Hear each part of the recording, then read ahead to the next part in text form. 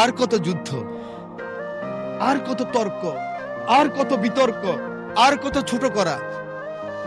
এই সংসদটাকে আসুন না সকলে মিলে, সকলের সংসদ, আকাঙ্ক্ষার সংসদ, বাংলাদেশের 16 কোটি 17 কোটি মানুষ যে সংসদ চায়। আমি এখানে যত কথাই বলি, আমি মনে করি আপনাকে গায়েল করেছি, আপনি মনে করেন আমাকে গায়েল করেছেন, কিন্তু বাংলার কৃষক, বাংলার শ্রমিক, বাংলার জেলে সে কিন্তু বোঝে আমার কথা সঠিক না আপনার কথা সঠিক। পরের জন্য যুদ্ধ করেছি অনেক, এবার তোমার আর আমার যুদ্ধ। যদি বলো এত যুদ্ধ করে কি পেয়েছি? তিউনিসিয়ায় পেয়েছি জয়, উগান্ডায় পেয়েছি জনগণের ভালোবাসা, আর প্রতিবেশী বার্মায় পেলাম ঘরে ফেরার তাগাদা। আমি যেন সেই বাতিওয়ালা যে পত্ত পত্ত রাস্তায় বাতি জ্বালিয়ে ফিরি, অথচ যার নিজের ঘরেই জমে থাকে দুঃস্ব অন্ধকার। এই অন্ধকার আমরা কাটাতে চাই, এই অমনুষ্য থেকে বের হতে চাই। আমার হাতে তো এখনো রক্তের দাগ নিয়ে লেগে আছে। এই মতিঝিলে 19 দিন ছিলাম রিমান্ডের মধ্যে। মানুষ আর এই হিংসা প্রতিহিংসা আর দেখতে চায় না। আমার মহাসচিব মহোদয় এখানে বসা আছেন, আমার মহাসচিব মহোদয়কে হেলমেট পরাই নিয়ে গেছি, নাম বলতে পারলাম না, একজন সেনাবাহিনীর প্রধানের সাথে মিটিং করার জন্য আজকের কৃষিমন্ত্রীর বাসায়। কারণ ওটা বেশি দিন নয়, 23 সালের কথা বলছি। জীবনের বাজি নিয়েই কথাগুলি করেছি আমরা।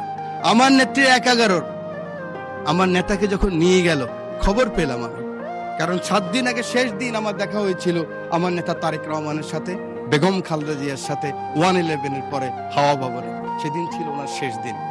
খবর পেলাম ওনাকে নিয়ে গেছে, ঢুকে গিয়েছে। 196 জন এমপি ছিল এই পার্লামেন্টে, আমি ঢুকেছি। আমার নেত্রীকে দেখেছি, একজন মা, তার সন্তানের জন্য কি আকুতি, কি কান্না, কি বেদনা বিধুর আমি দেখেছি। আমি সেই কথা মনে রাখতে চাই। আজকে আমরা অনেকে আছি, কিন্তু ষড়যন্ত্র বন্ধ হয়নি।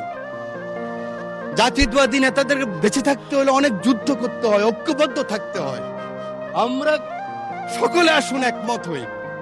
আগামী দিনে যে চ্যালেঞ্জ আসবে, এই জাতীয়বাদী শক্তির বিরুদ্ধে আবার যে ষড়যন্ত্র আসবে, সেদিন কারাই প্রধানমন্ত্রীর জন্য জীবনের বাজি রাখতে পারবেন, বাংলাদেশের জন্য বাজি রাখতে পারবেন, সেরকম যদি একটা শক্তি সাহস থাকে, তখনই হবে সবার আগে বাংলাদেশ। তখনই হবে দিল্লি নয়, পিন্ডি নয়, অন্য কোনো দেশ নয়। এবং আমরা কিন্তু বাঙালিরা সবসময় এরকম ছিলাম। আমরা মুঘলের বিরুদ্ধে ইসাখা যুদ্ধ করেছি, ফরাজি আন্দোলন, ফকিরি আন্দোলন, এগুলো তো আমরাই করেছি। ইলামিত্রের আন্দোলন আমরাই করেছি, তিতুমিরের বাঁশের কিল্লা আমরাই করেছি। এই সৈন্য গিয়েছিল, যুদ্ধ করেছে বিভিন্ন জায়গায়, মাননীয় স্পিকার। পরে আসছে বার্মায়, বার্মায় আসার পরে নিজের দেশের কথা মনে পড়েছে।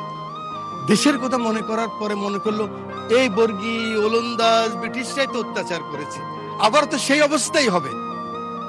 তার স্ত্রীর কথাও মনে পড়েছে। তখন ঢাকায় কিন্তু লণ্ঠনের বাতি জ্বালতো। তো তিনি বলেছেন, পরের জন্য যুদ্ধ করেছি অনেক, পরের জন্য যুদ্ধ করেছি অনেক, এবার তোমার আর আমার যুদ্ধ। যদি বলো এত যুদ্ধ করে কি পেয়েছি?